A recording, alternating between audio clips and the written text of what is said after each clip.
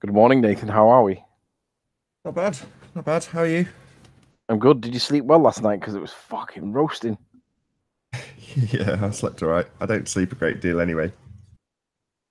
I couldn't. Last night was so hot. We went to bed at about when I said ta to you, because it had finally started cooling down. Oh man, beast. Right. Globusters was excellent last night. Good. Yeah, I enjoyed it. I really did enjoy it. We Good stuff. basically because I was able to like bash Sean Hufford a little bit because that guy needs bashing. He's the worst representative of their side ever because he's not able to cite people accurately or in context. He continuously gets me out of context, and I'm sure he does it on purpose.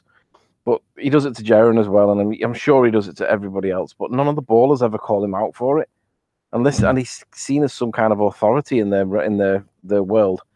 Yet they all just ignore the fact that he just doesn't cite us accurately at all. It gets on my nerves. I don't even watch him. I didn't even know he was till a couple of weeks ago, really. I mean, I vaguely, he joined the sun tracking maybe 2 or 3 years ago, but that's about my only interaction with the guy. Well, he seems to do a lot of videos against me, Hmm. but they're often based on what he tells people is what I'm supposed to have said or done, and I'm like, that isn't even fucking accurate, you idiot. But fucking, it's embarrassing because if I was to misquote him, woe betide me if I misquoted him. But it's all right for him to do it to everybody else. It's embarrassing. Anyway, so what's the plan for you today? Out or not? What's the what? What? What's the plan for you today? Out or not? Oh, I've got a. I'll do the debate a bit earlier. I've got Spanish lessons on a Monday, so I'll do it about an hour early. 1 o'clock start. Yeah. How's the journey up to some bees? Any good? Well, I've not been out to like last night when we got here. The visibility was bizarre. It was like the island was kind of like cut in half. The top part of it was like perfect, but the bottom half was just smoked out, and there was like this layer of white cloud underneath it. So it looked like castles of Grayskull kind of thing. It was really weird. I checked it this morning. I can't even see it, but the weather's fantastic and lovely and warm. The dogs are out being crazy bastards, so she's took them out for a walk now, and I don't know. Hopefully they'll come back and they'll be all exhausted again because they need to just burn off a bit of energy because they're just crazy when they get. They know when we're going to the beach. They know that they're going to be here for a while, and the first time or two when we get here, they're just crazy. They're just like it's like they've been eating like too much sweets and chocolates and e numbers, and they're pinging off the walls. It's mad. Did you see Ranty's video? Probably not. It's only been put out 20 minutes ago. I did. Oh, you did see it? I have seen it. Yeah. Oh, Is excellent. So it? what he's got is like he's got the sky underneath the buildings over in Barrow, at about 21 plus miles, just over 21 miles. But essentially, where the beach would be has been replaced with sky. So it's the buildings floating on sky, but the Which? proportions are the same as when he got it with all of the beach from the same Yeah. distance. Well, that's what Eru was showing last night on Globebusters. He's got this bit of software. I don't know what or how he's done it, but he's modelled the effects of refraction on a flat Earth, and he was showing how floaty land works. And it's an effect of refraction. It's not a mirage; it's an effect of refraction. Based on what he was explaining, it's worth watching to be honest. But um, Rancy's obviously gone out today with this in mind, and he's obviously come back with the same footage. Now, previously, I know that Ranty would have come back and just put that in the bin and thought, "Damn, couldn't see it enough. Floaty land. It's we see it all the time."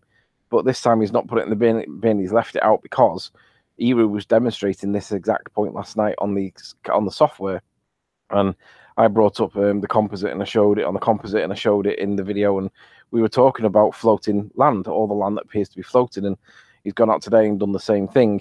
But what's interesting is he's got the frame of reference to be able to reference it against and show that it's not a cause of um, like bending up of behind the earth or whatever. We know what it's supposed to look like because he's already got it from previous days. It's cool. I mean, if you cast your mind back, do you remember Philip doing a model of the Isle of Man? And he said, yeah, I can get it to look right. All I have to do is apply the maths from the standard model like they all do. and I can get it to look how it's supposed to look or how it looks in this picture. The only thing he couldn't model was the band of refraction at the horizon, the actual refraction. I mean, obviously he's just claiming the whole thing's a hologram. It's all looming. It's all coming back from behind the curve of the Earth. But ultimately speaking, he couldn't model the only visible refraction when he modeled it. Yeah, he's still on the ball side. I mean, how many like kinks to the armor do you have to take as a baller before you consider the possibility that you might actually be wrong? Is it 1? Is it 10? Is it 5? I mean, where do you draw the line? But I mean, these guys, Philip is the problem is Philip's like that teacher. He's been through the system. He's educated to a good enough level that he's trusting what he's been told, and he's trusting that rather than checking it with reality. And I think that he's turning a blind eye. It's like I said to that teacher, how is it that the gyroscope can show the 15 degrees of momentum, but not show the 15 degrees of momentum in the Earth? It should be 30 degrees or thereabouts because of the rotation of the Earth. It shouldn't be 15. And I don't think that it didn't trigger him in any way. It was like, yeah, but there'll probably be a reason for it, and I don't know that, but it's not going to change my view on the shape of the Earth. And I'm like, no, but there isn't a reason for it. That gyroscope should do it, but you can take a horse to water, but you can't make it drink, right? Precisely. You can't force people to see the truth, the reality. You know, this perspective omission thing. I think I don't know. Maybe John's got his mic sorted now, or hopefully we'll get him piping up about the same thing. But perspective is not curvature. And my favourite, and I don't know about yours, but is the Ranty demonstration with the wind turbines, where he looks down the line of them, and you can see them getting smaller into the distance, exactly as you would expect them to with perspective. However, when you calculate it in the curve calculator, it says that they're dropping over the curve of the Earth. But Ranty's gone to the z-axis from the x-axis, so he's looking 90 degrees to the same observation where they're falling away from you with perspective. And you can see that they're built on a flat plane. They're completely parallel. They're all in a line perfectly. They're definitely not curving around anything. They're not curving at all. So the only effect that you can be seeing when you see them falling away into the distance is the very obvious effect of perspective. That's all that's at play. Yet they will tell you, oh, well, it works out with the maths. But the maths exclude perspective. See, that's your favourite point, right? And my favourite point is the work he's actually doing right now, where he's getting right down to the foot of the water, and he's seeing the same shoreline. Now, none of that shore, it should be a seesaw effect. If the horizon is like 5% of the total distance to the target, then that should be a seesaw effect with the horizon, and we should get a variation based on elevation. And I've said for a long time that I don't think that elevation makes any difference. And Sean Hufford and all that group over there, they all laugh at me for saying that. But the reality is, I go out and test these things, and in my opinion, the elevation is not changing anything.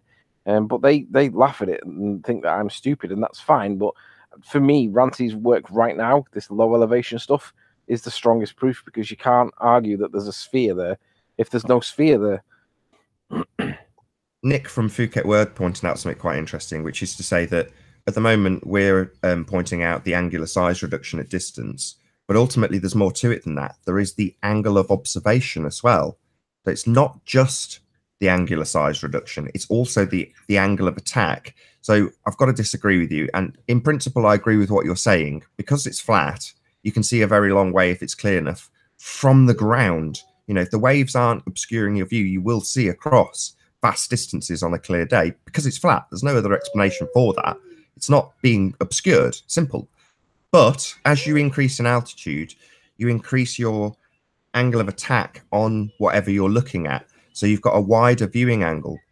So the day before Ranty dug his little hole, which then filled up with seawater, so you know you couldn't have a better timing. You know, he took his camera out of the hole, and then literally 10 seconds later it filled with water. But yeah, he's actually in a hole. Hello, you're excited about this too, aren't you? So he's in a hole. And yes. And I said to him the day before, why don't you try angling your camera up?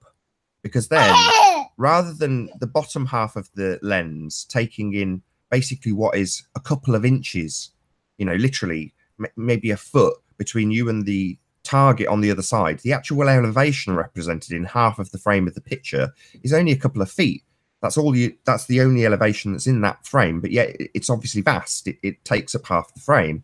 I said, well, if you angle your camera up so that you've got the entirety of the lens taking in whatever it is you're looking at across the way, you'll hopefully get a different result. You'll get a better angle on it if you're tilting the camera up.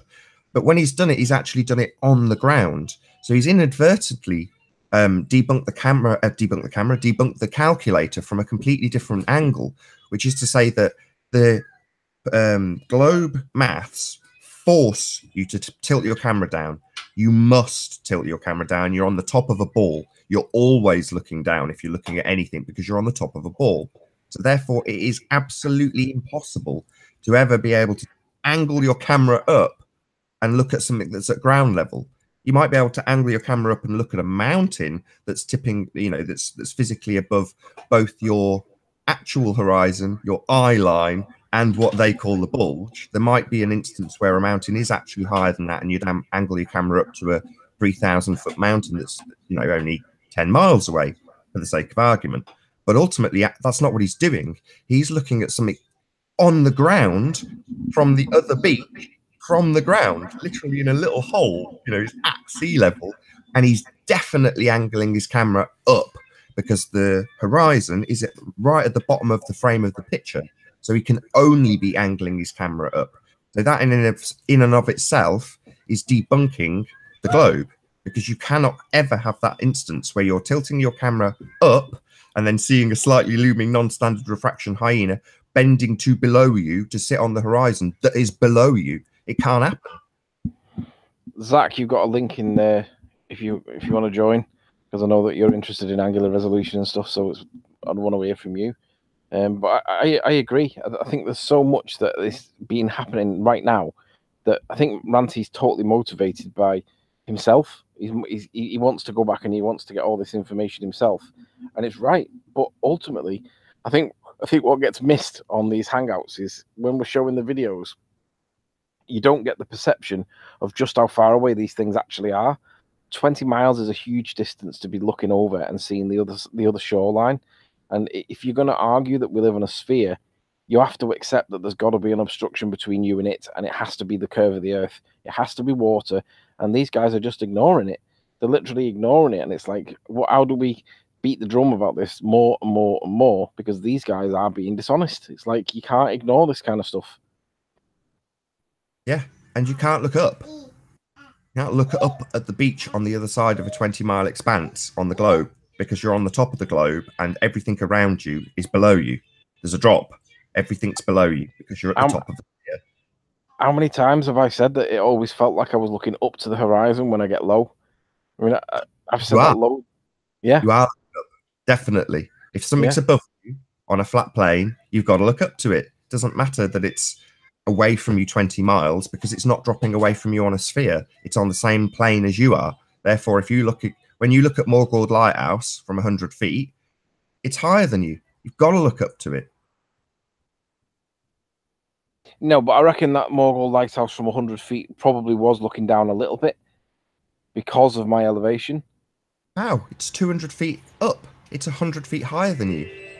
Yeah, I know, but I think that because it's so far and it's on the horizon, I mean, that was 31 miles and it was on the horizon. I don't know. I don't have a theodolite, but if someone said to me that was ever so slightly down, I'd say, yeah, okay, maybe. But when you get to the beach level and you're looking like laying your belly on the thing and then you're looking up to the horizon, you've got to arc your back to be able to look up that far, because you have to crane your neck up. And that to me is like, if that's the true horizontal, it doesn't feel horizontal. It does definitely feel like you're looking up. So, but I said that. I know what you're saying. You're saying because it's so small and so far away and so close to the horizon, therefore I'm not looking up very much. But in reality, it can only be that way. It is higher than you. I know we're talking 1/10 of 1 degree, which is like negligible. And you're saying, well, I'm not craning my neck to look up to it, am I? But in reality, you are still looking up at it. There's no two ways about that. I think so, but I also realize that things do appear to look lower on the horizon sometimes, because in the Skunk Bay footage, we do see that they do not just change their position when they stretch and shrink. They stretch and shrink, but they move up and down as well as stretch and shrink. So they do seem to move, and it is optical. It's an optical phenomena. But that being said, it's hard to tell because you don't know where the actual resting position is. But I know what you're saying. It does feel like we are looking up, and I do agree. I've said it from day one. But it's only when you go out and do these observations that you realize what you're actually playing with. When you get the footage on the camera and you put it on the screen and then present it to everyone, you don't have that perception of how awkward was it to get this footage, and what were the circumstances that made you feel that it was spherical or make you feel that it wasn't spherical. And it's only when you actually go and do it. That's why it's always that's why it's good to encourage other people to come and watch you do one of these things where you know what result you're going to get, because you can't really question it. You got to be a moron to decide that, nah, that's somehow that's not supporting the sphere, but I'm going to accept that it's a sphere anyway.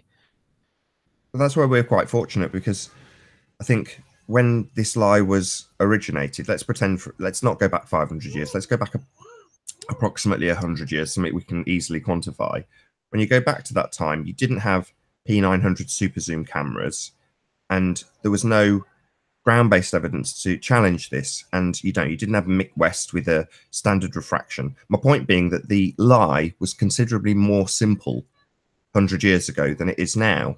So while there might have been people that questioned it, there was less likelihood of you actually going out and ripping apart something like a curve calculator.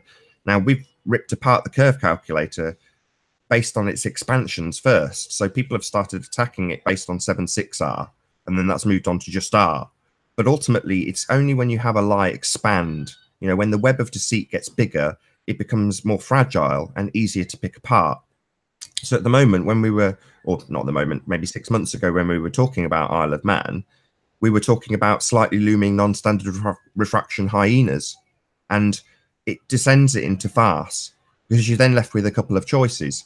Is it the case that you're seeing something you shouldn't see, which is blocked by a curve, dropped away from you from your position, you're looking down on it, even though you're, you seem like you've got a level transit and are looking out straight.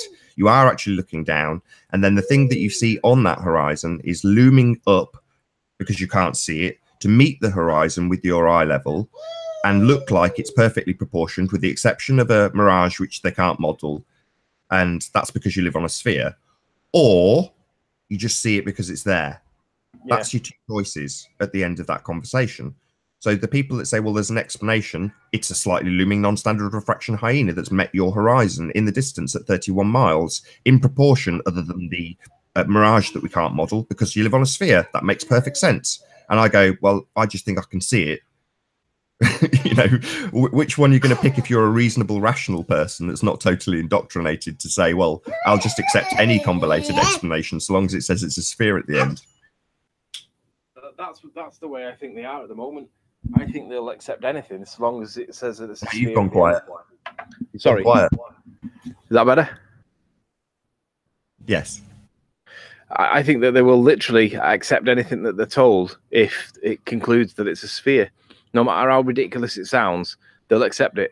And if somebody in a position like Rumpus, for example, who's in a self-elevated righteous position, and he's held in this position by some of the ballers, so as long as Rumpus says it, it's true. No matter how true it actually is, it's embarrassing. But when he's saying, I'll produce my pre-recorded hangout that debunks this as soon as you produce the actual footage, and then it transpires there is no pre-recorded hangout, he says, I'll do it the following day, and then he doesn't do it the following day, and a month and a half later he says, I may get to it tomorrow. It's like, guys, are you not recognizing that basically this guy's completely failing you? He's just claiming he's going to do stuff. It's just lots of promises that are never being delivered upon. But no, I don't think that they do see that as a failing. I think they'll excuse him for it because he's very busy and that the conversation's moved on since. And he's been forgotten about in that regard. And we should be saying to him, you have outstanding business still.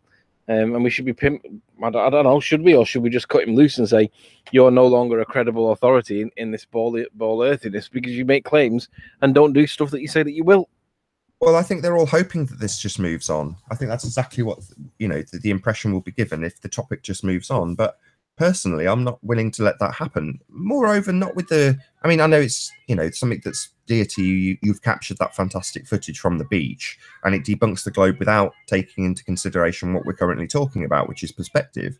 But ultimately, I'm more keen to bang that drum because the calculations, I don't know if you agree, they're not going to change. No one's going to alter those calculations. They will remain perspective omitting calculations.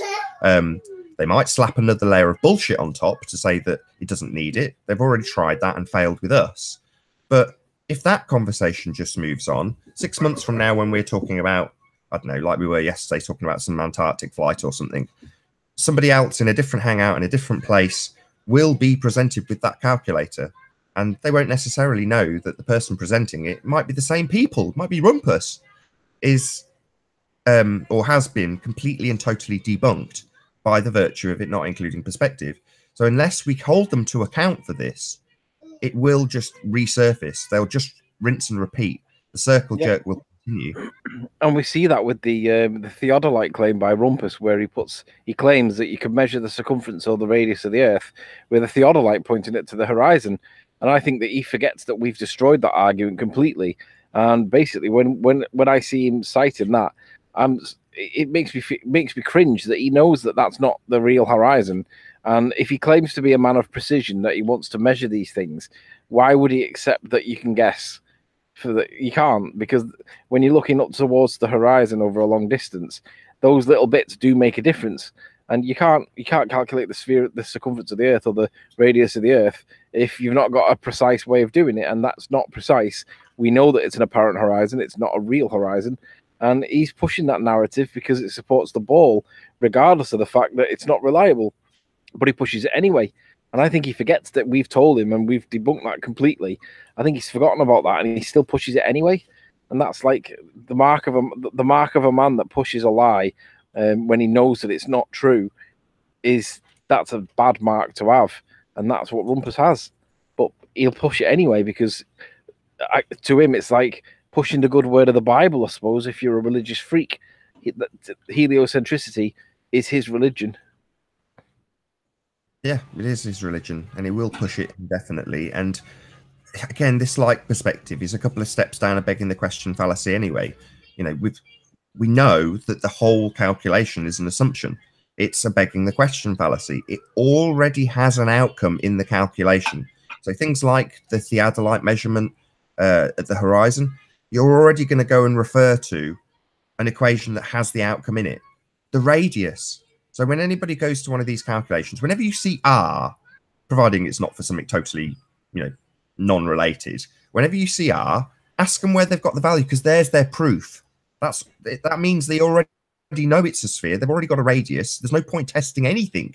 You don't need to go and measure a horizon, go and measure any dip, measure anything in the distance, and compare how much they say is hidden by mirage. You don't need to do any of that. Once you see that the calculator's already got the result, it already knows it's a sphere, it's got a radius. So they've got a value. And when you ask them, where's that value come from? Well, sticks and shadows, 2,000-year-old proof, man. It's a really good experiment. And then when you actually get into that, you go, well, that's not an experiment or proof of anything. He assumed it was a sphere when he did it. So ultimately, you've got a big fat bag of assumption, nothing but. So whenever you use that calculator, you're already in a losing position. You've already lost. You've already got a calculator that you're plugging your values in that knows the outcome. It knows it's a sphere already, and every outcome it gives you will be sphere related because it knows it's a sphere and gives you the answer based on it being a sphere. It's a begging the question fallacy. So people should be saying, where'd you get R from? Like the teacher, and the teacher's now having to say, well, yes, it's a presupposition, but that presupposition could be right. Well, no, because every calculation you will do to come to that conclusion uses the presupposition. Yeah. So you've got you've got a formal logical fallacy. That's all you're doing, affirming the consequent. If P, then Q, therefore P. If I eat a 12-inch pizza, I am full. I am full, therefore I've eaten a 12-inch pizza.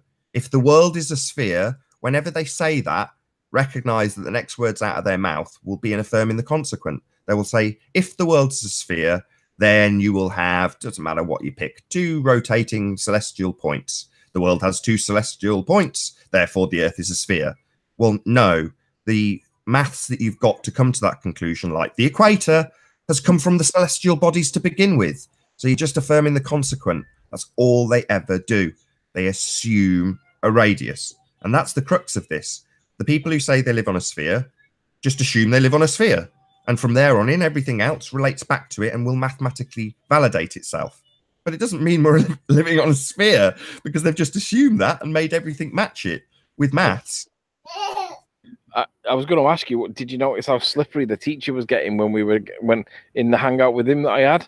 And I said to him, so what's that bit in the Cavendish experiment maths that you're asking me to look at?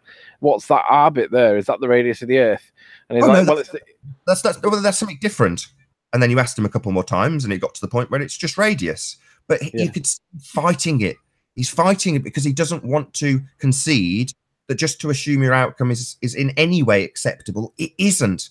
But he's saying, well, no, because I've got 3 other things that have come to the same conclusion while they use the presupposition, then it makes it real. No, mate, no, that's not science. You're a science teacher. Why are you doing this? You're embarrassing yourself. Literally, watch your own video back as a science teacher and go, is any of this actually valid? Is any of this had systematic experimentation attached to it that has used an actual hypothesis?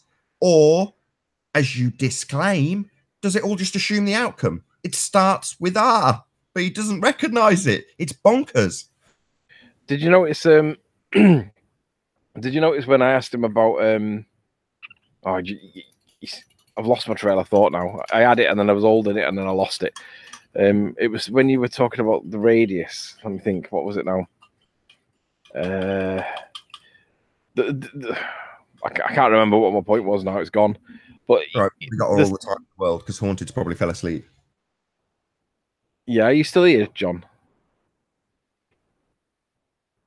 He's probably in the shower and getting ready and stuff. I wouldn't worry. We'll just chat. It's nice to have a hangout running that's absolutely not my responsibility, and I can just chit chat like it's a Skype call. Who cares? It's broadcast. Well, if Zach's still in chat, I've sent you a link. Zach, do you want to join? Because we meant. Oh, he's here. Are you awake, John? Yeah. Ace. Good to chat. I haven't actually said hello to you yet. Everything you guys have been saying. I'm taking diligent notes. I'm only joking. Can't do it like that anymore. Is he joking or is he man? But check this out. Tell me the difference in quality.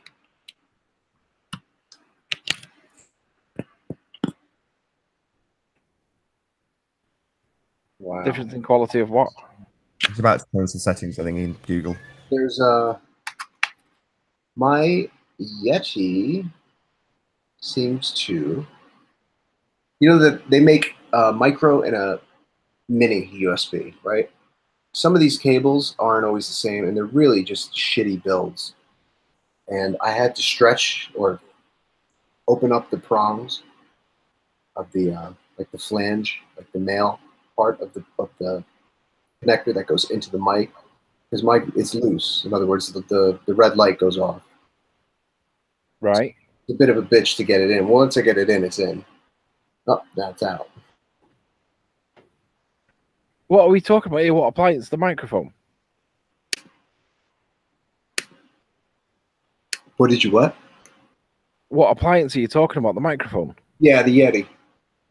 Oh, right. Yeah, so you've got a Yeti? Yeah. It's a connector. The connector that connects to the microphone is just, there's no, like when you have a cable, you always have a strain relief. But this is not long enough to hold itself in. It's not enough. John, you need to get a new lead. Eventually, the lead that comes with the Yeti is a crap lead. Yeah, I know. I have like 6 of them. I take it from work. I've been trying all different ones. I don't know if it's a matter of somehow modifying, like, because it's just a sleeve that goes over another sleeve. That's all it is. Mine. I got it's not an original Yeti one, but it's like a plastic suspension mount with rubber bands. But what I did was I twisted it round so that the mic lead actually fits between one of the slots, and then I actually physically cut it with a knife so that it would fit.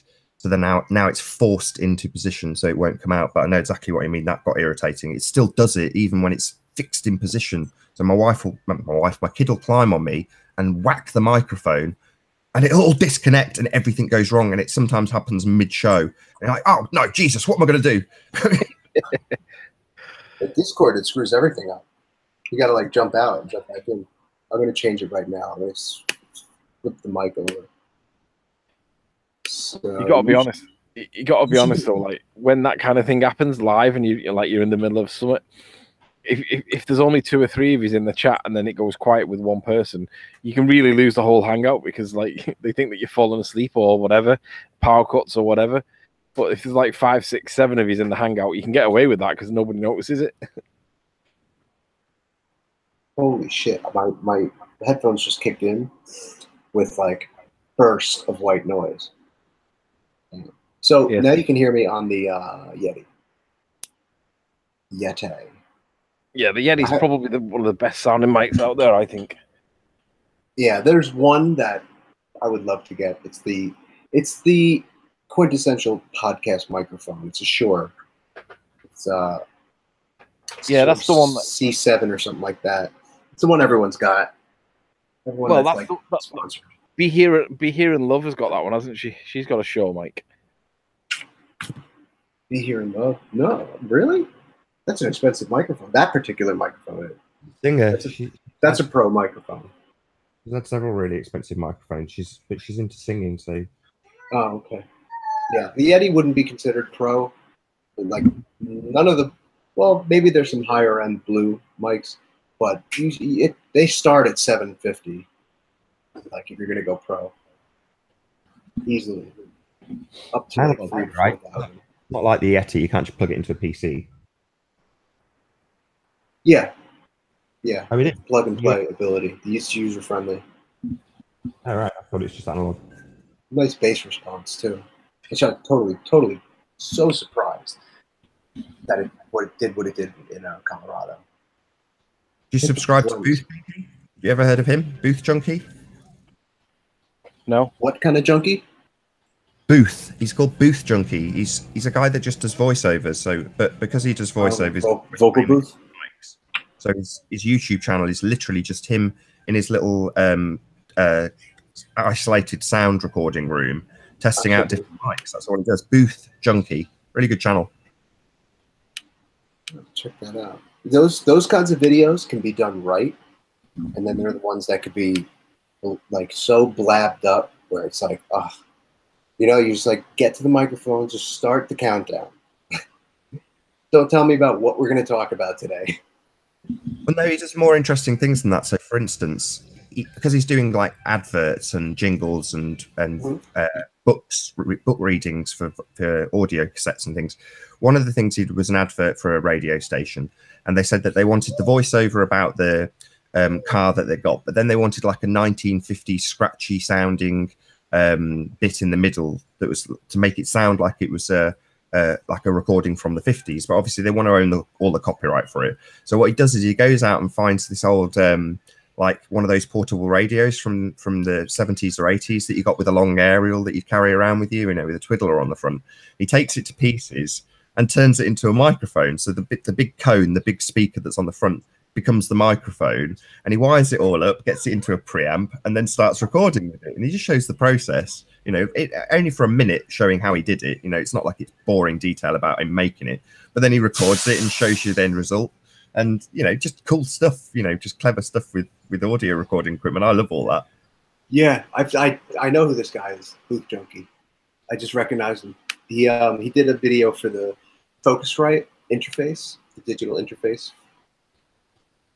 preamp, which is one of the better ways to hook microphones up to your computer.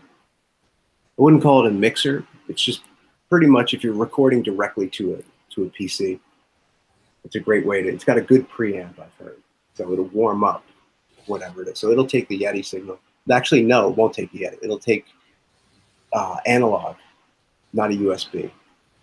Yeah, it's just a little step up XLR volume, right? It's a preamp, so it just makes the signal a bit louder. Because obviously, if it's analog, it's analog. It's not very. It changes. It's processed through better circuitry. Better circuitry being better materials, more robust materials, a denser copper, more like a cleaner metallurgy, cleaner use of metals. It's all a higher grade. We take it apart and look at. Breaking up. Whereas Oh, I have a tendency. I always walk away from the microphone. Just a better build quality. Everything about it, and all those metals combined. Overall, it's gonna produce a cleaner sound. It's gonna represent the signal in a better fashion. So there's like preamps that all they do is take a signal, like a recording. Let's say you're recording guitar or something. You just send it through there, and it warms it up. Literally, just warms the signal up. And you have two knobs, gain and output. And however, the whole idea of compression is squeezing something into something. Is having a lot of something and then letting a little bit out. And that little bit is very dense and very, very hot, pressed. It's crazy how that's how hydropower, most hydro stations run that way.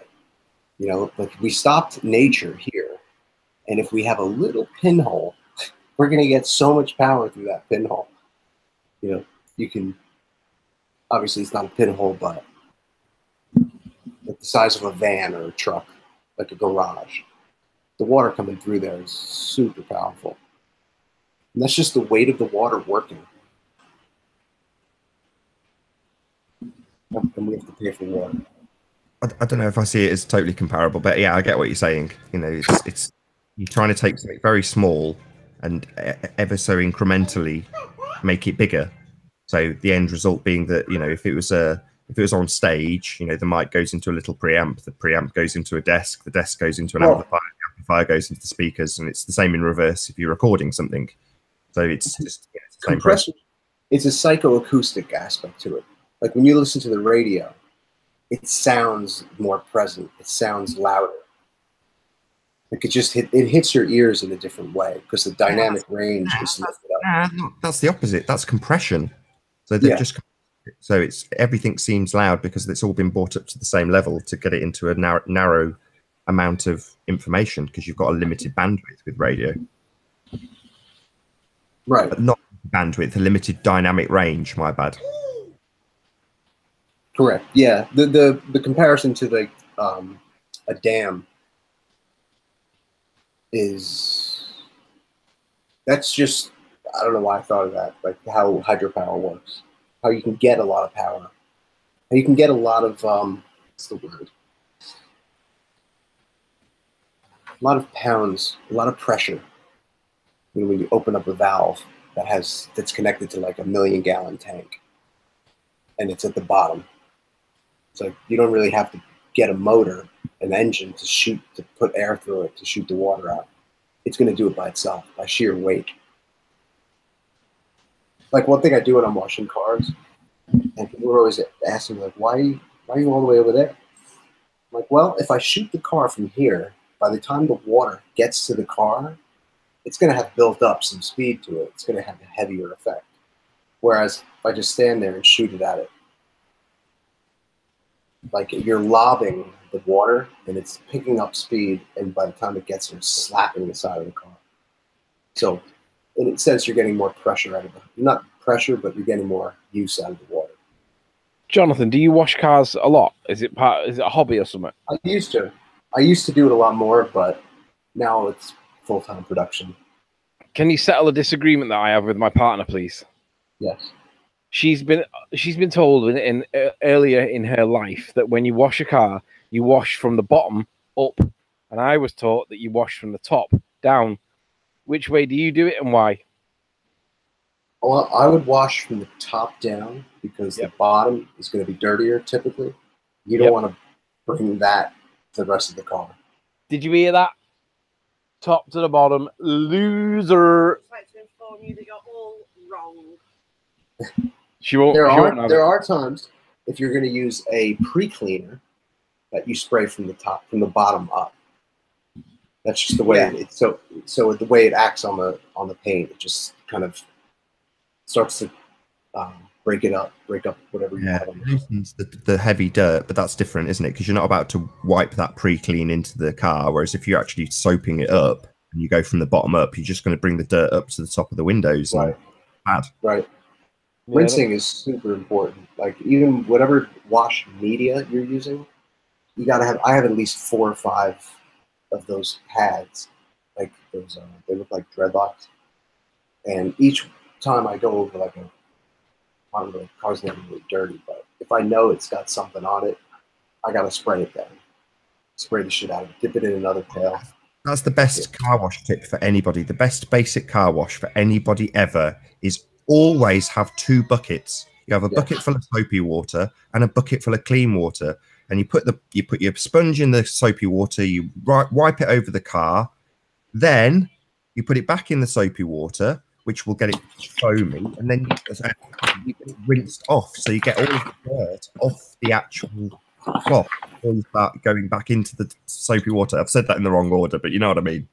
Yeah. No, to be honest, Nate, say that again, because John was making loads of noise and he was cutting up the mic, so we couldn't hear what you were saying. I was saying you just need 2 buckets. So you don't want the foamy water that's used to clean to have a dirty sponge put into it, because then all of that foam just gets filled with dirt.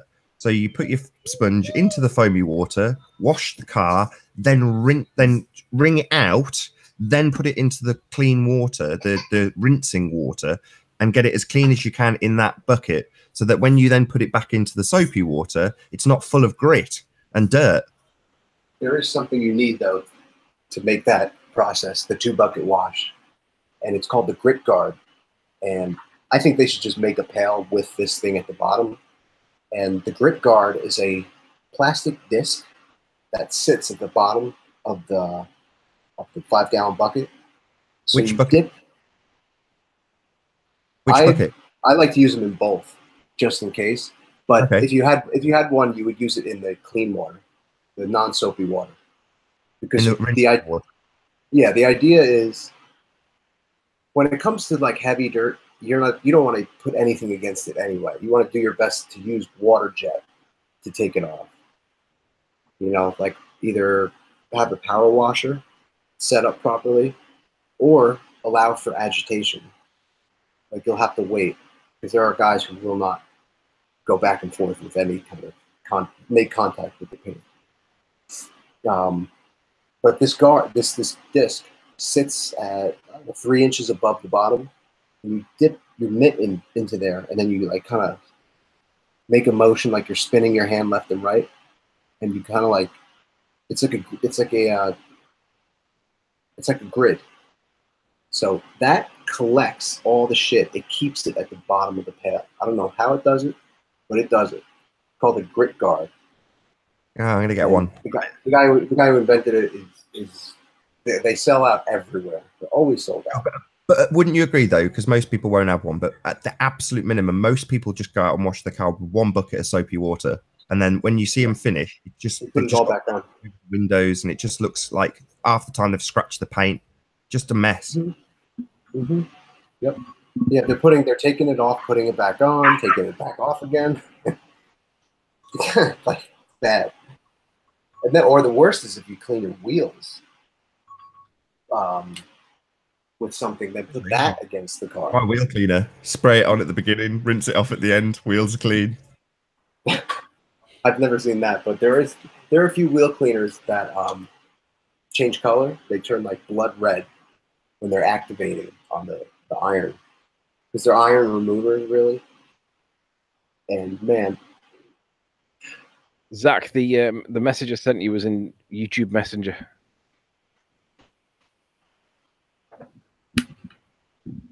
Have you ever seen any of those car wash fails? My favourite being a woman who went to one of those self-service, like where you do it yourself with a brush and the lance.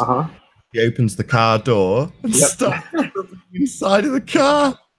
Yeah, she's got the power wash, the actual nozzle inside the car, power washing it. She's got the brush on the doors. She's scrubbing the doors, the insides of the door panels with the brush with all water coming out of it. I'm like, oh my God. She must have been drunk or something. I mean, wow. Idiot. Just a total idiot. I want the inside of my car clean, so I'll clean it with a scrubbing brush and lots of flowing water. I'm thinking she must have been foreign or something. Can you imagine being the second owner of that car? Because it was quite a new car. Can you imagine getting that? And you're like, what's wrong with these speakers? Why don't these windows work? Why are all the electrics failing?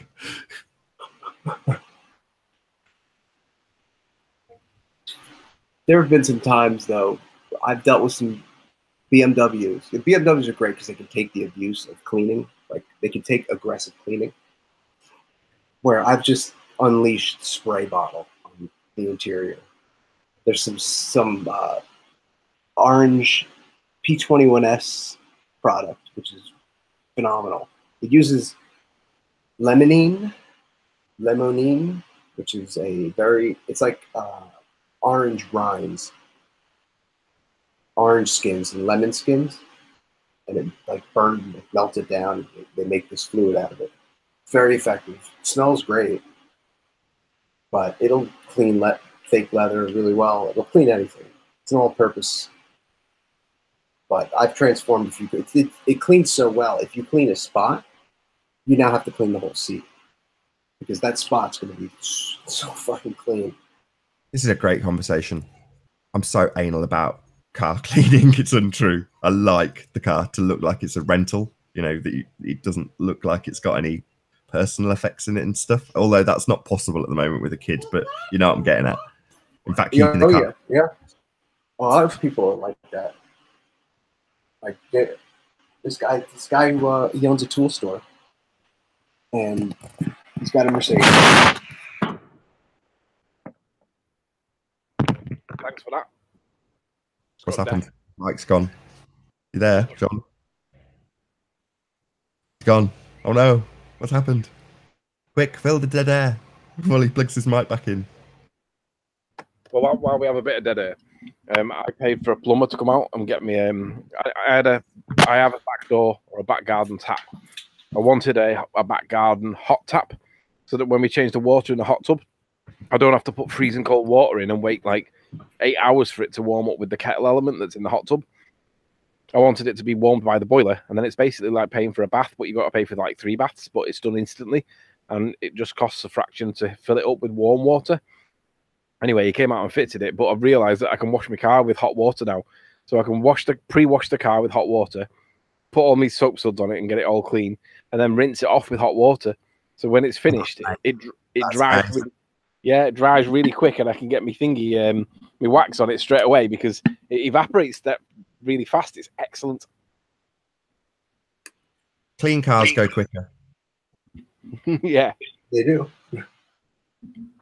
I mean, if you're going to look at it on like a microscopic level, there's like all this topography and like shit, like just film that's on the car.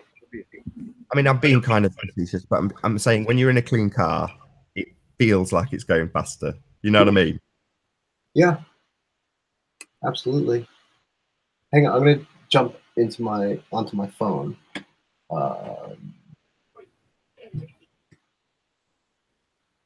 Don't let us keep you hanging around if it's going to cause exhaustion tomorrow, if you're driving especially. No, I just want to go to 7-Eleven. How long are you going to be on this live broadcast for? How much It's longer? just said to go on a different phone, so...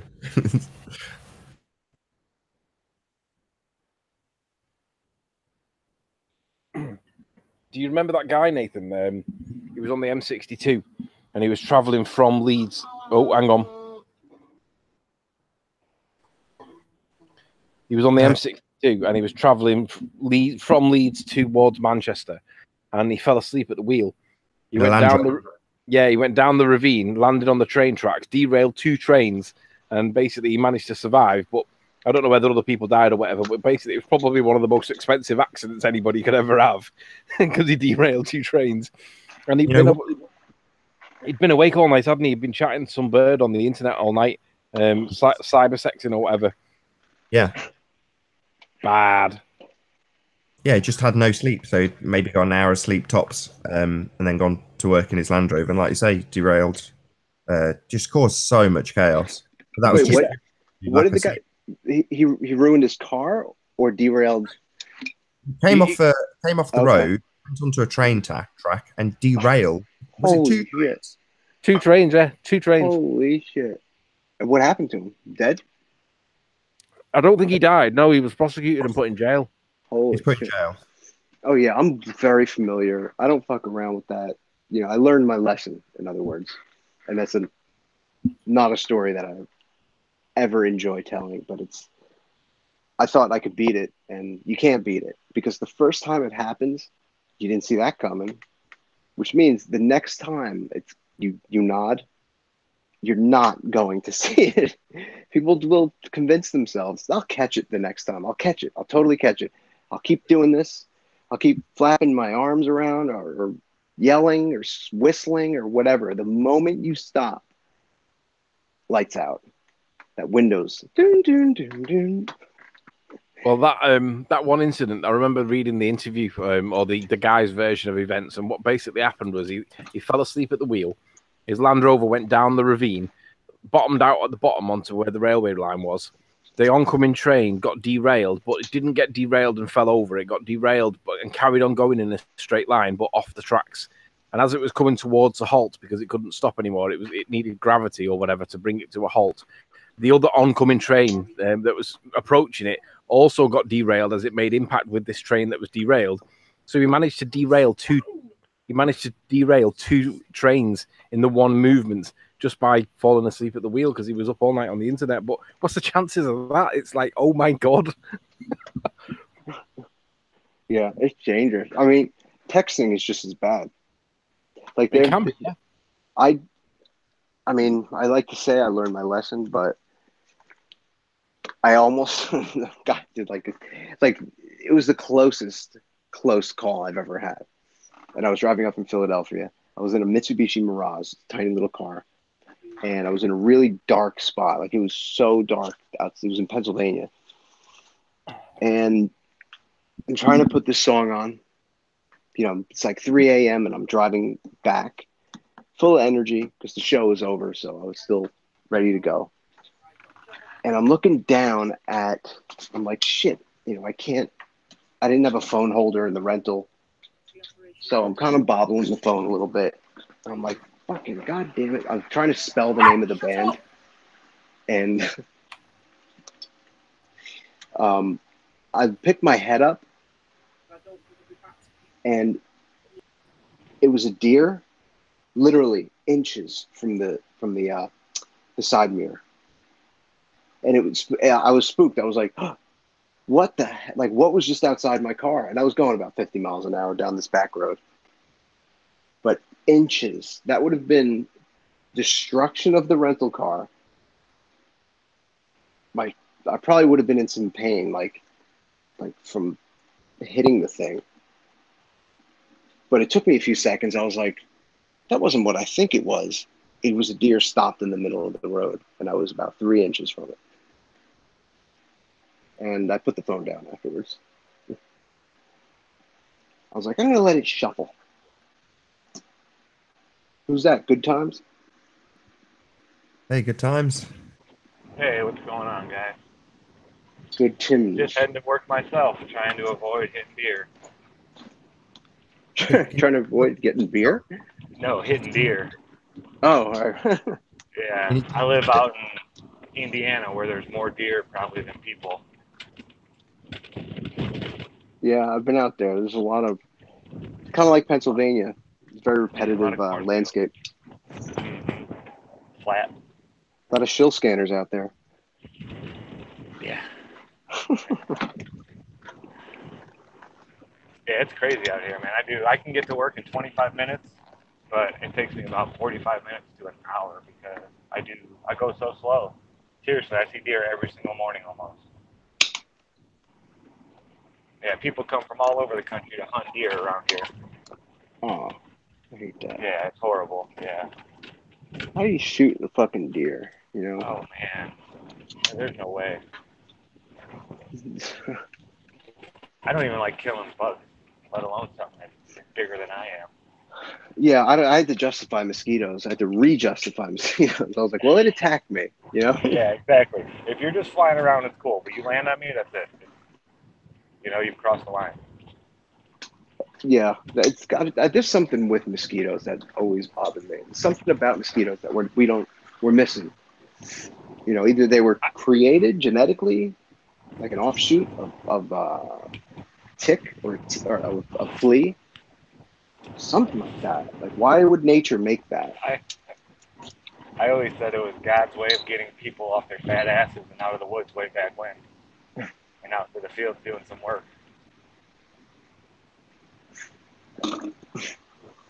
I thought that was the wife, but nowadays it's money. Oh Sort yeah. of. Well, for most people at least. I just do it because it needs to be done, you know. I had to tell my boss the other day. I had to explain to him that extra couple of hours worth of money, it doesn't mean anything to me, and I would rather not have it if I get to spend time with my dog. Exactly. You know, it's like, no, I They don't want get it. it. Yeah. You know, No, we're paying you overtime. It's good money, and like, yeah, dude, but it's a time away from things that I actually care about and love. I know. Exactly. You know, it's like, no, I'm not going to let job kind of enclose my life, like suck it in and then wrap itself around it. And then all of a sudden, I don't know who I am, what I'm doing. I lose myself. Yeah, some people, I mean, you know, they get their dream job where they actually care and love it. They're into it. Like if we got paid to go and spread the news about flat Earth, man, I would love that. I'd get up every day and want to love to go to work.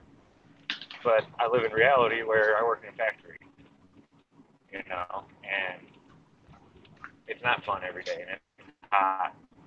It's not, you do it, get over with. And if they have to do that much. Wouldn't that be nice if everybody just worked like 4 hours a day? These 100 million people that aren't doing anything in this country, with their hands sticking out, collected a check from the government, becoming independent. If they would just help, I don't know what to say about those people. I really don't. I have no idea what their motives See, my are. sister is one of these people. I have a sister that is one of these people. They're not raised that way. I wasn't raised this way. Look, there's deer right there. Okay, buddy. Okay, calm down. You're all right. Ooh, nice little rack on you, bud. Man, they can jump. Oh my God, dude! I was one town over in Hackensack, and I was driving real slow. It was like 5 a.m. Sun's just getting that like light blue color, and all of a sudden, 4 full-size deer leapt up from a standstill, and I like shook, like out of just jump scare. Oh yeah. It looked like the tree jumped, like a tree actually jumped up into the air because they were so still and they looked like branches. And it just came alive. I was like, oh, like I didn't want to look to my right. So I was many like, times they'll be right on the side of the road, and I won't even see them till that very last second. That happens. they can't anticipate the speed. That's what it is. Even when you're walking across the street, you can't tell how fast the car's coming when it's heading towards you. Oh yeah, not at all. We just know to get the hell out of the way. You ever hit one? Yeah, this year actually. It was all icy out, and I was only doing maybe 30. But I went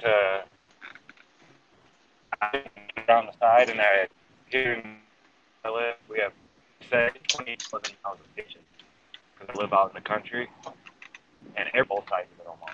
And this one had ditches that were. It had big creeks. Can you turn Zach up in the settings a bit, John? Oh yeah. I had to stay on. I think he's lock up my. I was only doing 35, but it was right there. And around, I was clear of it, and it tried to get out of my way and turn, and its head hit my tail light or my front headlight. I hit it in the head. Yeah, it died instantly. I felt horrible. Didn't really hurt my one drop of blood on my car. Not one thing of fur, nothing. I couldn't believe that it died. But then again, you know, getting hit by something moving 35 miles an hour. Yeah, I wanted to cry. I was so upset. No, why? What are you doing? Yeah, me too. I felt really bad for the radiator that it destroyed. The maintenance guys that where I work, you know, big burly, 6'6", you know, man's man, this and that, blah blah blah. Bawled his eyes out the first time he shot a deer. He said it was screaming, just screaming like he said he thought it was a child crying. He couldn't help it. He just broke down and started bawling.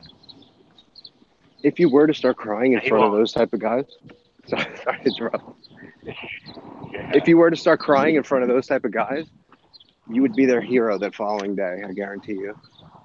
You'd be doing something that they want to do. Yeah. Probably more than you'd think, and you're not scared of doing it. Yeah, they always. I have one of that guy right there. He likes to mess with me a little bit. We mess with each other really. We've been working together for like 6 years.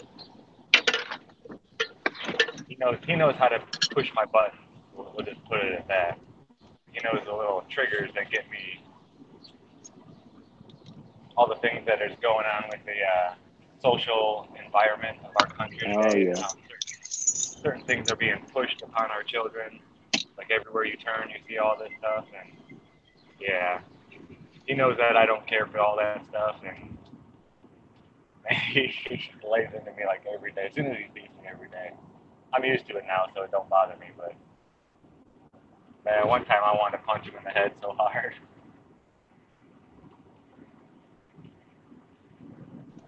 There's something more rewarding than that,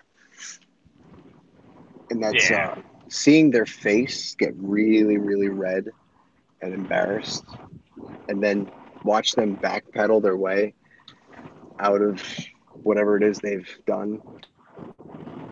Yeah, that's what I did. I just turned it on. Like, no, Dave, only you. It's just you, man. There's something about you. You know, people should get. Oh, it's beautiful out here right now. It's like 70 degrees. It's the best feeling. 4:20 in the morning. Beautiful here too. Clear blue skies, absolutely idyllic. So nice. Do you garden? Any of you guys have a garden? I wish I did. I love my garden. I'm so blessed this year. It's doing great. I usually do those hangouts on Sunday. I'll be out. I usually sit out in the garden, but it was like 116 yesterday. How are you strawberries getting on? How are you strawberries doing? I went strawberry picking yesterday. Yeah, I saw that. That's awesome. Strawberries aren't doing bad. My patch I let it go the last couple years, so it's kind of on a revivifying year. I'm getting a few strawberries, but my raspberries. I picked 4 pounds of raspberries yesterday morning. Oh wow! The raspberries here were really poor. They weren't doing well at all, so they were a bit like sparse. But yeah, I love raspberries too. Wonderful. Yeah, this was all out of my backyard too. I didn't have to go anywhere. And then about a pound of blackberries. Oh wow! Excellent. Yeah, I'm loving it. And you got to get out there and pick them like right now, or else they're gone. Yeah. How do you guys get the bits, the seeds out of your teeth? Because I have a method, but it's not a very healthy method. What?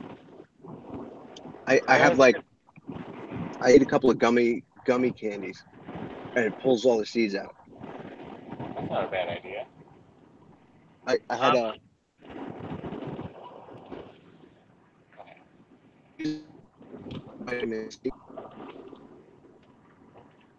It worked pretty well. Oh, and if you guys don't take magnesium, I highly suggest taking magnesium supplement.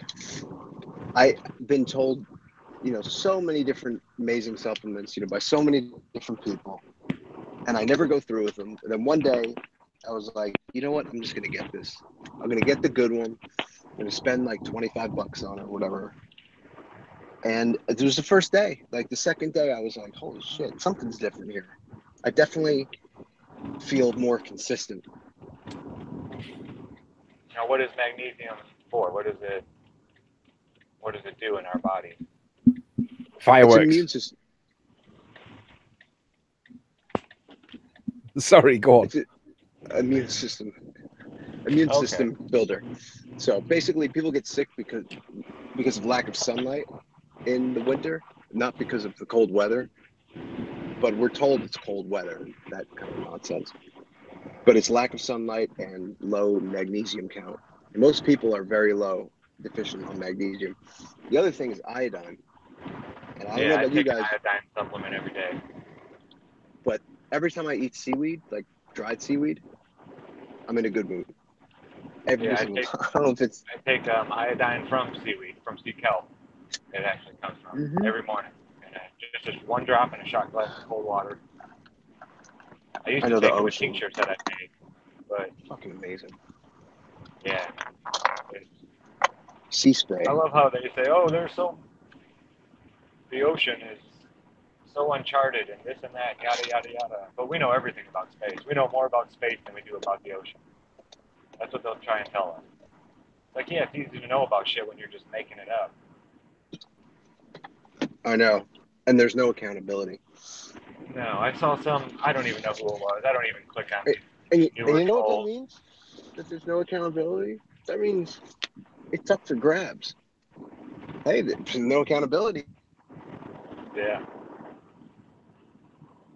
This one troll was talking about black holes, how flat earthers can't explain a black hole. I was like, no, what are you talking about? It's a theoretical object that's never been seen or heard or smelled or touched. Do you want us to explain it for you? The thing about a black hole is that it's black. Its primary feature, its most obvious feature is that it's black. And the thing about space, its most redeeming feature, the primary feature of space is that it's black. How'd you see it? I know. Zach, yeah.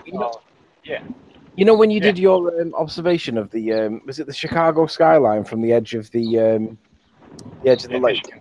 Yeah. What was the distance involved in that observation? 38.8 miles to the Sears Tower from that lighthouse, and the Sears Tower is about maybe half a mile, quarter mile from the shoreline. So 38 miles is the same distance that Al Kay did his Elsa Craig observation. Nathan, we're going to revisit that today because Zach did that at the same time that it synced up with something. I can't remember what the other thing was that we were doing at the time. Oh, I think it might have been the beach. Floaty land from the beach. I think it was. I think it was. We still haven't used that bit of footage. We ended up. I don't know how we brushed past that, but when we were dealing with perspective, and I can't remember which aspect of it we were dealing with. I'm pretty sure it was targets getting smaller into the distance. And yeah, it was when we were up against Sly, and Sly was doing his models. We intended to use your footage, Zach, with the paint cans. Oh yeah. About a year ago, but I don't know why we didn't get around to it, but we must do that. We didn't get around to it because Sly wouldn't admit that there was land present in the evidence. Oh, sorry. Everybody else admits that there's land there. Everybody else accepts it without reservation. They just say, yeah, there is land there. But we've not had the conversation because one of the main guys that challenged me to get that information or that evidence was Sly Sparkane, and he will not admit that there is land in the footage. The minute he does that, he's fucked, and he can't admit it because then there's a conversation, and the conversation is going to go only one way. So we can't admit it. So we has to obfuscate that point, and until he admits it, then we can't have the conversation. But Zach's videos would have come up in the conversation that would have resulted had Sly the liar, Sparkane, admitted that there was land there, and he never did it. That's why it never happened. Gotcha. So what you're saying, he's obfuscated that point with his perspective model in his computer. No real world examples, of course. But you're saying that goes no further on account of the fact that he simply won't admit that there's land in the picture. So that kind of brings it close to that. Well, that's bad. How is he getting away with that? Well, he won't come in chat. He won't come on the panel. And in chat, he keeps saying things like, "Have you identified the land with features?" And I'm like, "Yeah, we can, dickhead." because we have the composite, of course. But because he knows that the composite exists, his argument is that the water level has risen up, therefore it's the curve of the Earth that we're seeing. But because the land is visible on the right-hand side, that pegs the horizon back down to where it should be, because that land is visible. So basically, if he admits that the land is visible on the right-hand side, that pins the horizon at a certain point on the left-hand side, and he can't do that. So he would rather obfuscate the point than admit that the land is there, because that proves that the horizon has not risen up picture, therefore it's not curved that we're seeing. And he would rather obfuscate that point to death than admit that the horizon has not gone up the picture the way he claims, because the Earth's flat. So he has to stick with that obfuscation point. Stage where he has to say that. So in a way, that's quite a clever move. From his position, he's only got losing moves. That's pretty much the only winning, not winning, but that's the only neutral move he can make, right? Yeah, but the reason why he's got away with it is because there's been so many other angles that we've been able to explore that he won't come in there. He won't come on the panel.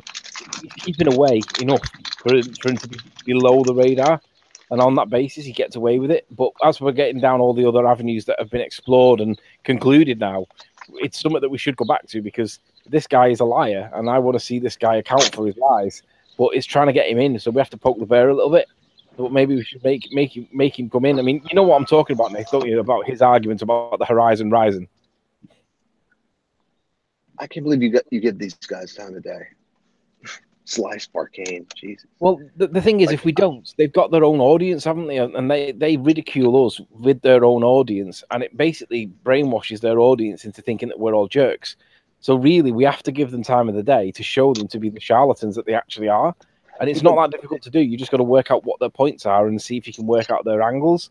But it takes collective thoughts for that to work, because all their arguments are quite clever at times. And he is clever. He's not stupid. But he's not willing to come and he's not willing to speak to you on a hangout? He won't come in because he knows that he has to answer the awkward question of, do you see land there, Sly, or not? Now, Rumpus admits that it's there. But it's not Rumpus that we've got the bicker with. It's not. Rumpus didn't challenge me to go back and get it. It was Sly. And if he's challenging me to go back and get it, and then I go back and get it, and now he's not acknowledging that it's there, then we have a dishonesty issue here, don't we? It's like, everybody else can see it, Sly. Why can't you? And his answer is because it pins the horizon to a certain point. And if it pins it to a certain point, then it's not explained by balliness. So yeah, he's being tactically evasive. It's amazing what the hell drives these people. Like, why does he need it to be a sphere? Why does anyone need the Earth to be a sphere? And I understand like the breakdown of like all the information they've learned over the course of their life, and they'll have to come to terms with the fact that, well, they've been lied to, or people have been wrong about a lot of things. But at this point, if someone doesn't already understand that is happening to some degree, and that humans are fallible in so many different ways, I don't think they're going to get it. Not when they're getting. There is an answer. It's fundamental to their life. So if you to quantify it differently, you must have seen Blade Runner, right? Yeah. Well, imagine if instead of the world, which is your external life, right? If you were to find out that you were a robot and someone was to say the same to you, what does it matter? Who cares that you're actually a robot? You'd go, no, I'm a real boy. I'm Pinocchio, etc., etc. Do you see what I mean? You'd want to fight it because it's fundamental to your existence. So for those people, and I have different hats each day. Sometimes I think they're just shills and lying for the sake of it. Not lying for the sake of it, lying intentionally, deliberately trying to mislead people. And other days I just think, no, it's so fundamental to their world that they will lie to themselves. And we saw it with that teacher that Anthony talked to. He's really excited about Anthony talking about the scientific method, even though it's in relation to flat Earth. But when it comes to his own justification of the globe, he'll stray so far from that, and he'll be happy to do it. He said, no, I'm happy to just assume it's a globe. That's fine by me to just assume that. And that was my point. I've just remembered the point that I was going to say before. Did you notice how evasive he was when we were talking about gravity and how we were trying to prove the cause of the thing was density? And I said, how is it that you can make the quantum leap from density to gravity when it wasn't part of the experiment. It was not the independent variable. And he's like, yeah, but it's just the explanation. I'm like, no, you are literally changing the cause into something else. And he seemed to be okay with that. And I'm like, are you fucking kidding me? Exactly. Does he have a class? Okay with that. He would jump down a kid's throat if they did that in any of his tests. And yet he's happy with that. And he even said it, well, I'm just happy with that. No, well, you shouldn't be. You should be outraged. Yeah. Does he have a class that he teaches? Like, what level is he? College? He's at high school level, but he's trained to master's level. So he's like a well-trained guy, and he's teaching kids in high school. And I said to me and Nathan had the same meeting of minds at the same time. Why are you compensating or substituting gravity when you know that the independent variable was the density? Why are you now changing that completely? And he was using it to say, he was saying that, well, the explanation is gravity. I'm like, no, the cause is the density, and that's what we've just agreed was the independent variable. So why are you now substituting gravity in? And he was trying to explain it by, well, it's an explanation for it. And I'm like, no, you are literally changing scientific method because I don't think you could see that, Nathan. Do you agree? I think he's settled, you know? You guys asked him outright, like, are you settled on your position, or are you willing to listen to the logic of an alternative opinion? Because if he's settled on it, you guys might be wasting your time. You know, he may just walk away like with a smile and a handshake, and then it's all for nothing. Although it isn't all for nothing. I know that these people, when they're alone, they know it. They know that they're alone. No, there's an audience. It's not about him. Yeah, that's what I was going to say too. If he's got a class that he's teaching, I'm sure the students know that he's That's not what I mean. I don't mean his audience. I mean Anthony's audience. The audience right now listening to this conversation about him. In other words, he's superfluous. I forgot people were watching.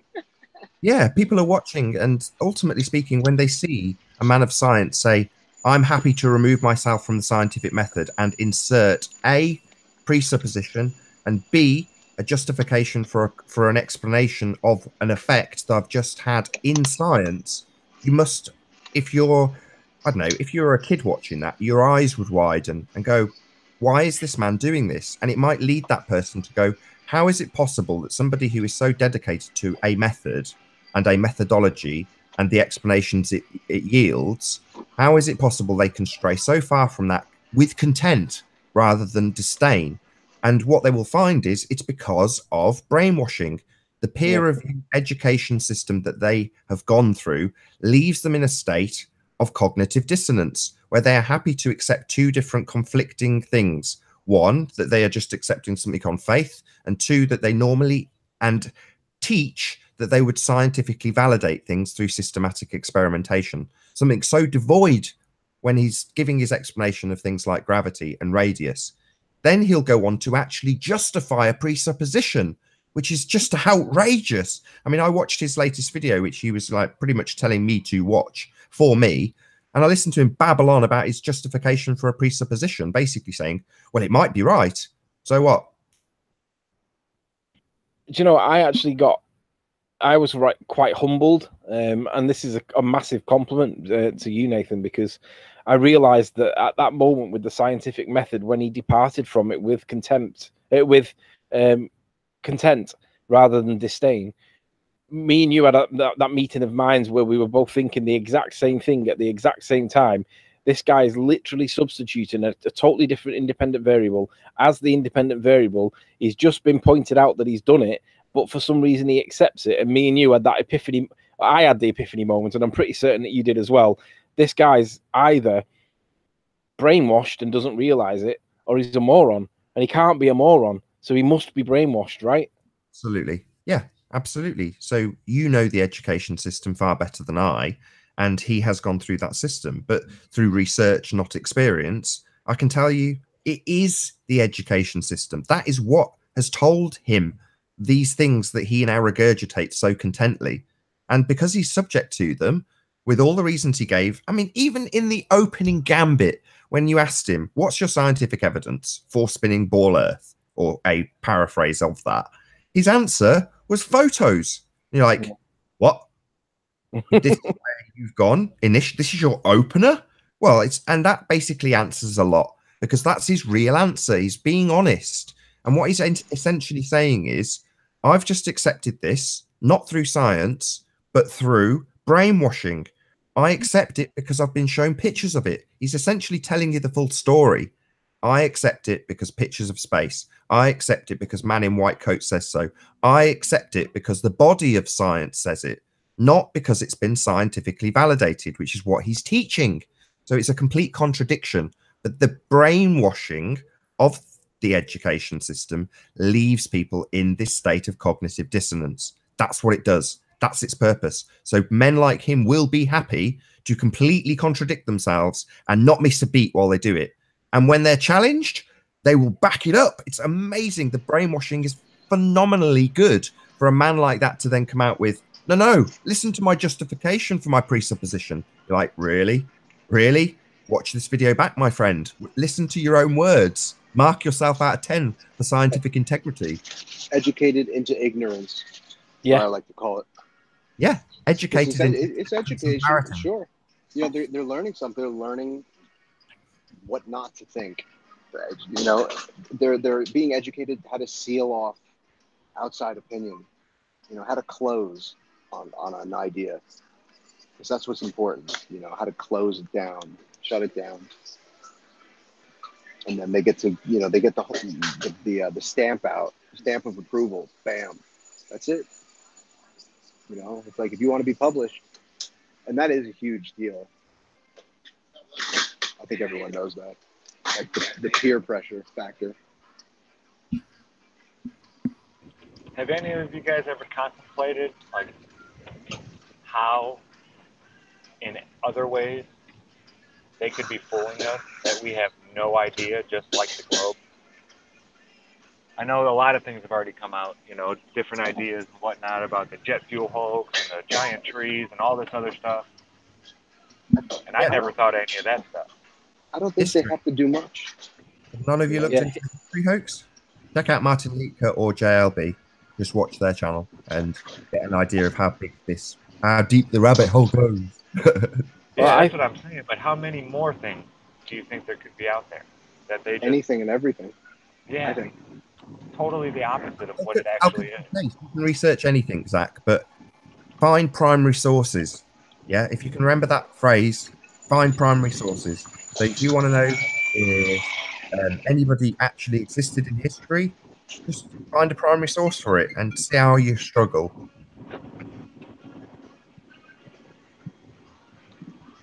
Yeah, it comes down to, people need to realize that what matters in life is their own personal experience.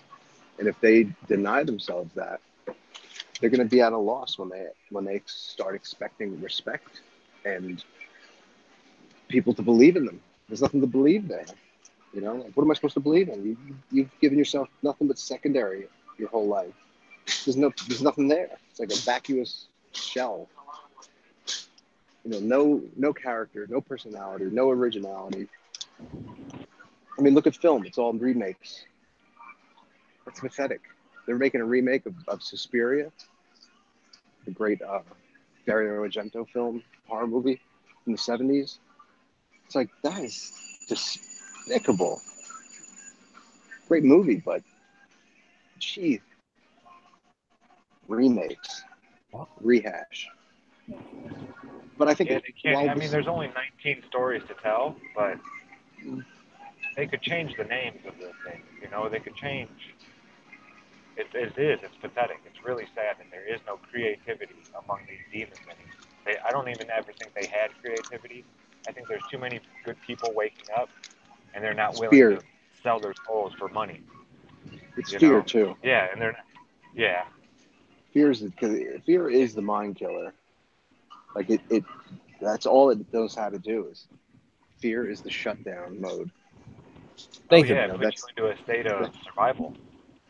That's all you think about. Fear is an EMP blast to all of living creatures. That's why it keeps you stopped. I almost hate being a human being. Zach, because are you? What were you talking about when you were saying about having no creativity? That's a psychopathic subject. I'm just interested where that was going. The psychopaths, they need us. can't see, because like he said, they're in fear all the time. That's Correct. how they were brought up their whole lives. That's all they know. They were raised totally, they weren't raised out of love, ever probably. These people are raised totally different. Have you ever seen the Harry Potter movies? I know I had a little brother that was around that time, and they have secret families, you know. The whole magic world was like considered the secret society of the world. And their one thing that they didn't tell any about, their main rule is you do not tell the common people about what we have and what we can do. You do that and you get thrown away for life. You know, if you do it, whatever, how many times, you were gone. Never, if you showed the normal people magic, that was like the worst crime that you could commit. You could kill one and get in a little bit of trouble.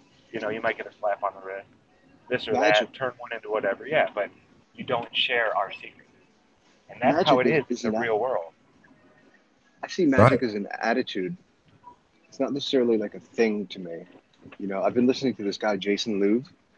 It's so interesting, all the stuff he's talking about. You know, he's an expert on Crowley.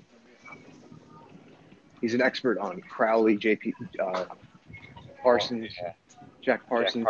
And there's the things that went on back then and what was happening, what they were doing, what the real story is. He's done a lot of travel and 20 years of building his knowledge up. And he's been, I don't know, he's just been popping into like everything I've been watching. Like he keeps popping up on like recommendations. And I'm looking at the guy and I'm like, I gotta get his book or something because I can hear what he's saying. I feel like he's speaking to me. And it really, you know, this whole idea in the conspiracy world of hating for the sake of other people, you know, like hate the Masons. Why? Because Eric Dubé said so. It's nonsense. You know, I'm not throwing anybody. I'm never going to throw a whole group of people under the bus just because of one person. Oh, I will. Psychopaths. That's kind of why it intrigued me, the comment that Zach made, because it was telling. You know, it was obvious straight away from the way he said it that he knew a lot about psychopaths just in that one sentence. But yeah, you can throw a whole group of people on the 5% of the Western world that are psychopathic, and they run the show.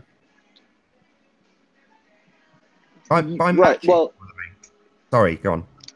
Well, I'm talking about like people hating on the Masons and not knowing really what that even means. Sure. It's the fact that they're doing it because it's the thing to say, and that's what they heard, and they're putting like all this energy behind it. You know, they're like, yeah, the Masons, and he's a Freemason. It's like, stop. You don't really know what that means. So they're not speaking with conviction at all. You know, even like the tranny hunters and all these people, it was sad to see that came out of like so many flat earthers were tranny hunting and all this division, this nonsense. It's like these people really didn't change. This flat earth thing didn't change them they didn't get anything out of it, is what I'm trying to say. I got something out of it, absolutely. Every day.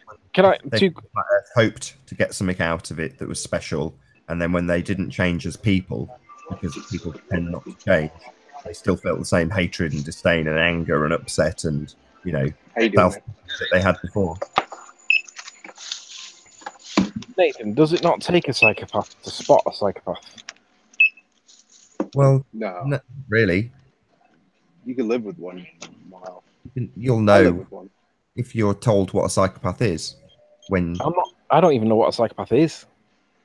Somebody who's devoid of empathy. Oh, right. That's the definition. Someone devoid of empathy. There's a bit more to it than that. And there's various different types. It's a very intricate subject, but there's a particular type of person, as that puts it, completely in fear.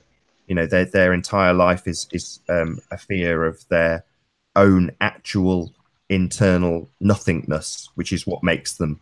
So they are, here we go.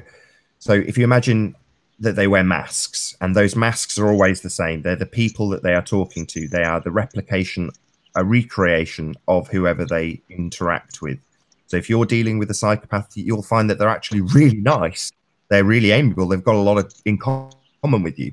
And that's because they essentially take on your traits and mirror them back to you so that you will find them amiable and nice. when in reality the entire mask is just a charade. It's all lies. It's a mask of deceit. None of the things they say you have in common you will have in common. It'll just be an outright, flat out lie, which they will discard and deny later, and it won't hurt them in the slightest. They won't have any remorse about lying flat out just to deceive an individual. So you've got this person that's devoid of empathy, which essentially means they have no feelings that can relate to other people's feelings. They can't see other people's emotions. They can replicate them. And the best example of how to describe this is as follows. So you have a psychopath and a guy who's not a psychopath standing at a street corner, and they witness a crash, a car crash, horrendous. Somebody is in a lot of, there's a lot of injuries. And what the psychopath will do is he'll stay where he is and watch the emotions of the people who are walking over to the car crash and attending it. The guy next to him's already run off and phoned the police and phoned the ambulance. But the psychopath just stands and watch. And he'll watch and see the emotions on people's faces so that he can later take those away and replicate them in a way when a similar circumstance may arise him, because he doesn't actually feel any empathy for anything that's going on. He's just studying the car crash and the emotions on people's faces, the devastation that's before him. Very vampiric. He's not feeling any pity or remorse or any empathy for the victim of the car crash. He doesn't care. It's not of interest.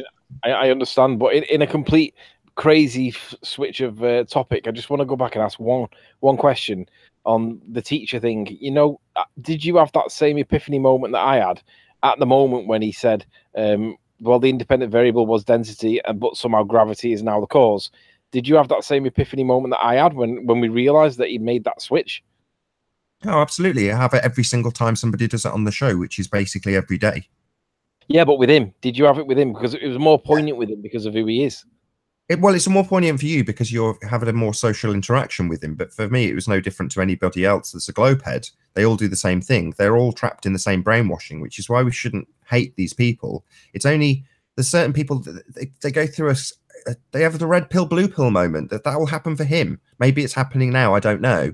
But for some people, you watch them at that turning point and go, you're a nice guy. And then they become a monster because they will vehemently attack you to defend their belief. And that's what happens. So Ruhif is a perfect example of that. Ruhif started off as a really nice guy. You know, he's got his explanations. He's agreeing with us when we talk about things that are scientific, and he's got his scientific examples. As we've progressed in the debate and figured out things that we can hold against him in more veracity, or if that's the correct word, he's become a monster, and he's descended into nonsensical belief systems that he cannot justify with anything other than the verbal bullshit that we get in Wikipedia that we debunk on a daily basis. But he'll parrot it continually. It's not the social interaction with him that made it sweet for me. It's the fact that he's a physics teacher and he teaches kids, and the very thing that he teaches kids about the scientific method, he departed from. Basically, we smashed him at his own game, and I don't think he even realized it because he's brainwashed. But if he realizes it, then that changes the game. He becomes Ruif. But I don't actually think he realized it. But what the question then becomes for me, will he ever realize it? Well, it's back to will he realize he's a robot? You know, it's do androids dream of electric sheep? Ultimately speaking, that's his world. And when that teacher said, I've got pictures from space, essentially he is saying, I accept the world with which I am presented. I'm happy with that. I'm happy with it being a sphere. That's okay by me.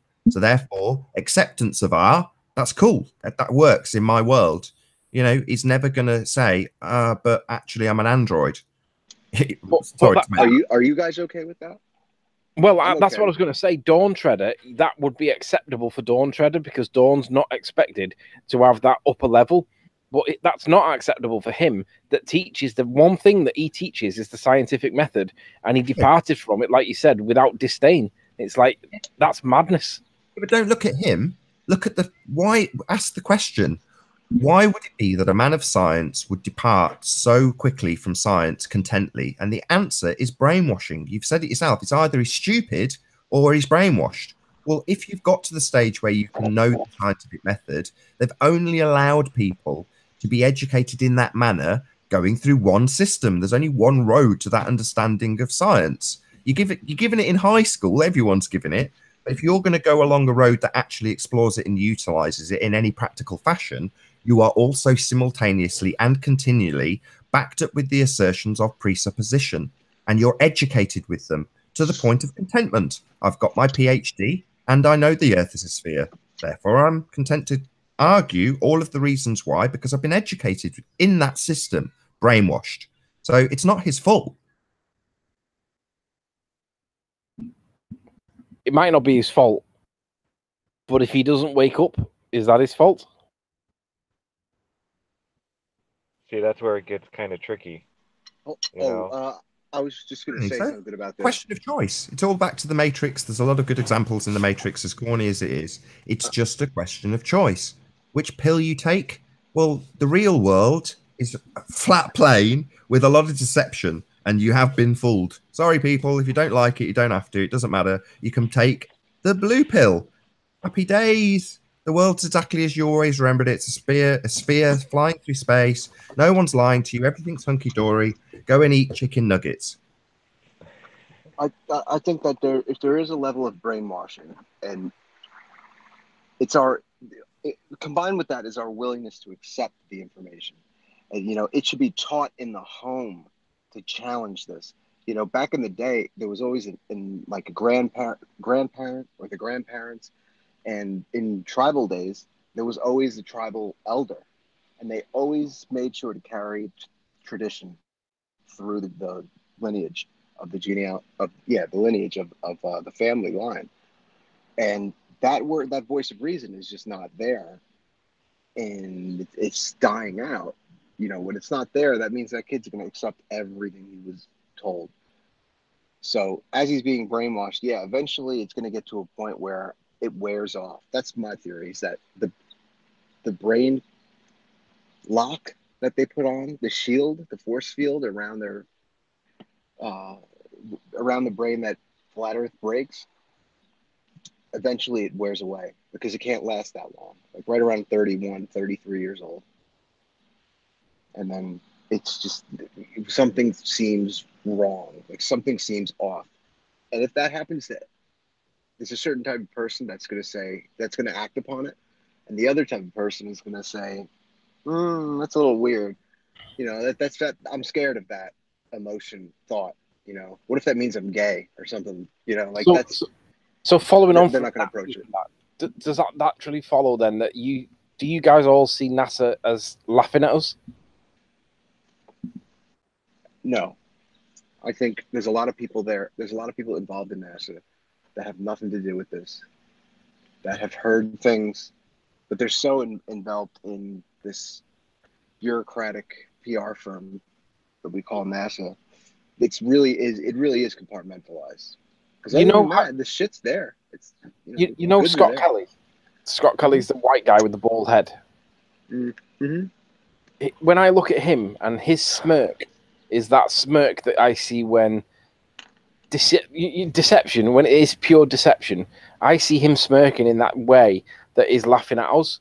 And I can't not see that when I see any of the astronauts now. It doesn't matter what head they've got, whether they've got black permed hair or skinhead or whatever. I see Scott Kelly smirking, and I can't help seeing laughing at us anymore. I can't not see that anymore. Absolutely. He's one of the people that were brought into this. He may be privy to it. He may even like what he's doing, but he was brought up this way. It's hard to explain, but like the Jesuits say, give me the first 7 years of a child's life and I'll give you a lifelong slave. They can program the human being. They've been studying how the mind works for a very long time. And like he said, if you give me the first 7 years, how I can treat this child, he will be an obedient slave to me for the rest of his life. And that's crazy. They're not shown love. It's different. It's a different world. And gentlemen, I'm sorry, I got to go on that. I got to get into work here. But thank you. Nice finally getting a chance to talk. Yeah, definitely, man. We'll have to do it again.